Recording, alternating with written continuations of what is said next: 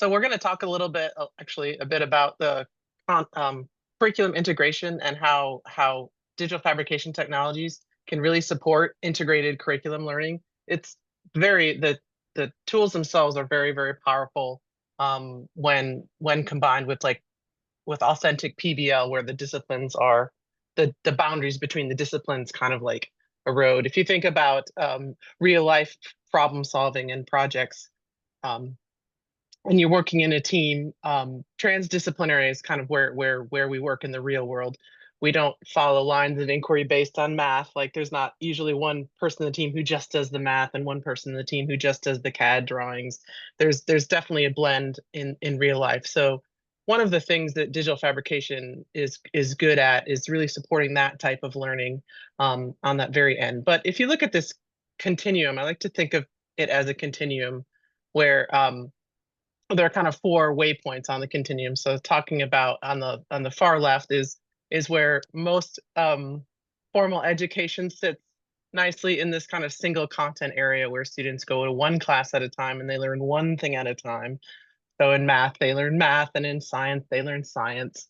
And what's cool about digital fabrication technologies is they can be used in any classroom in anywhere. So even in the classes where they're more traditional and the students are just kind of learning one discipline at a time, you can use digital fabrication technologies. And then all the way on the other end is what I was talking about with like the real world lesson or the real world teamwork working together to problem solve. And an authentic PBL experience would be all the way over there on transdisciplinary. But there are a couple stops along the way. Go to the next slide, Ethan. So first, we'll talk a little bit about single content. This is where I see most teachers operating here in the U.S. especially.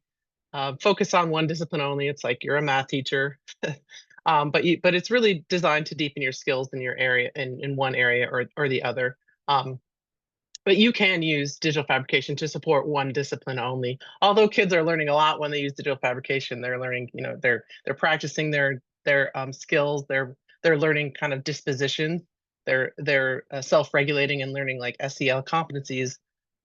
Those when you're talking about single content, that's usually like the side learning, and the teachers are usually focused on the math or the science or the history, whatever the content is. But digital fabrication can address those for one discipline only. And it's easiest actually if there's just kind of one machine at a time in when you're working with single content. But there are projects that you can do like that take more than one that can kind of take more than one function um, to support single content. So go on to the next slide. The next stop on our continuum is multidisciplinary.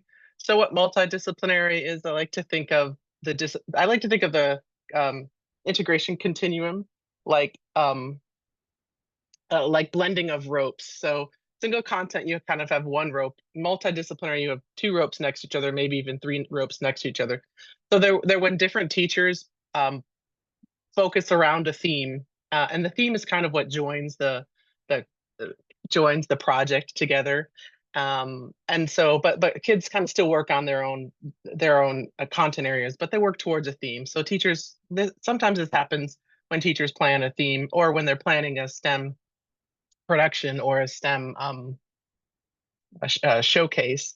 They'll often work on one part of the project in math class, and then one part of the project in their technology class, and then one part of the project in reading. But they're kind of all aligned with a theme. So the theme is like outdoor ecosystems or weather or something. They're all kind of learning about the same theme, and it's a really good way for kids to connect their learning. If you think back to constructivism, one of our learning theories, when kids are building their own knowledge models, so that helps them make kind of the connections, but it's not as powerful as the next one, which we'll go to next. Interdisciplinary learning, and this is really really powerful when teachers have the opportunity to co-design lesson plans that take those three ropes that we were talking about and like weaves them together or braids them together.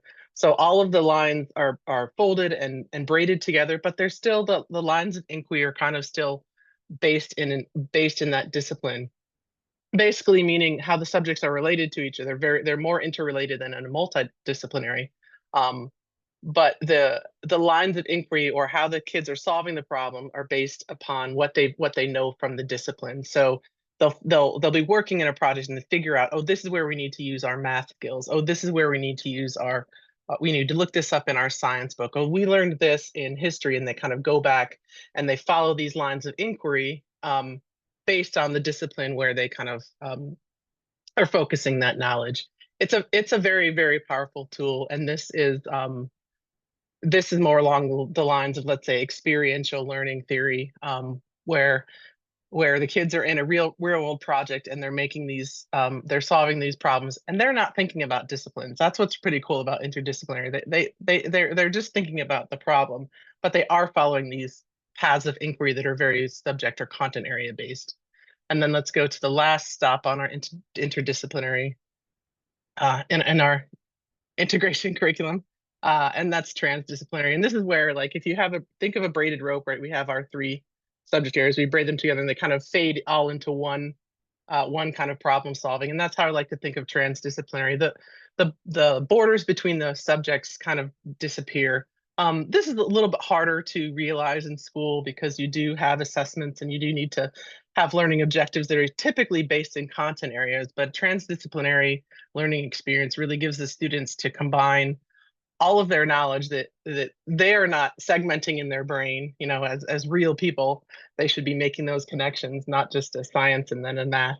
So it's really more about acknowledging and following those paths of inquiry, even if they lead you outside of a discipline and into kind of a new area, or even the area between disciplines is interesting. And this is really can be really, really powerful in school, but it's very hard to get here in a traditional school format. But it is something to think about and to talk about and to really push your kids to making those connections and think about how this is what we do in the real world when we're doing teamworks, when we're working with groups. And digital fabrication really can push this learning forward and give us that opportunity for kids to make things or prototype things in the physical world that support whatever the learning has shown or whatever they've learned to get to that point, whether it be um, in a subject area or a kind of fuzzy in between where those subject areas were, or in those interesting overlaps between subject areas. So I think what I'm trying to say here with my 4 points on the continuum is that you can use your 3D printer at any point. You can use your vinyl cutter, your laser cutter at any point.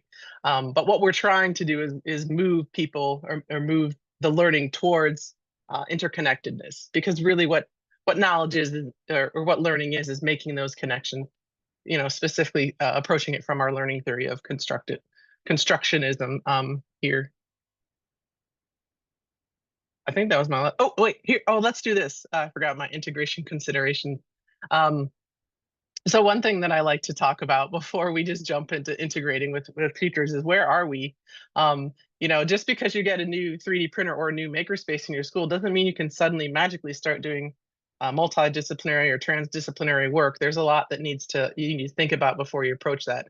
And a lot of that has to do with your context, and it's not necessarily your approach to teaching in your own classroom. There's a lot of systemic things that happen here. So thinking about you as a teacher, oh, I've got these tools, I'm going to do some or I'm going to do some interdisciplinary learning. These kids are going to have a great experience. You really need more support around you than just what's happening in your classroom. Unless, of course, you are a teacher with elementary who has your kids all day, and you can kind of take charge of what the areas of learning they are. But let's think about these integration considerations, because some of these are out of your control. And one is student readiness. As your students are coming to you in the classroom, whatever they've done before, if you're in 4th grade, whatever they've done before that, if you're in high school, where have they been? Are they capable of using the technology? Are they capable of understanding the content? How are they doing on their skill development? So where your students are and what experience they've had before is a little bit out of your control. But once you have an understanding of where they are, tech-wise, and where they are kind of skill and disposition-wise, then you can kind of assess how deeply we can integrate. The next one is teacher comfort, and this is confidence. Your confidence as you're teaching, but also when you're working with other people. You really need more than one teacher. It's really best having more than one teacher that are kind of working together to make these these content integration projects happen. But as a teacher, you need to be comfortable in the subject area, the facilitating group work that kind of spills over, and the expertise. And then project goals, of course. Are we looking for real world relevance? Do you want to go deep into the math content and just kind of sprinkle in some science and some social studies, or are we really focusing on learning history, and we're going to point to some math concepts that we learned along the way? So thinking about what the goals are in your project. Time and resources, of course. Integrated learning takes a lot longer in practice than just spitting out content in this particular content areas. So this is another thing that's usually a little bit beyond the teacher control. Do you have enough time to plan? Do you have enough time to implement? Do you have the resources? Do your partners or collaborators across the school have enough time to plan? Sometimes your planning time doesn't align with the other teachers, and that makes doing integrated content projects really more difficult. And then curriculum alignment. Of course, it's important to make sure that your project or your or whatever you're doing with your prototyping with your tools aligns with your curriculum. Does it align with your learning goals? Does it align with your curriculum? Does it align with the standards that you're teaching?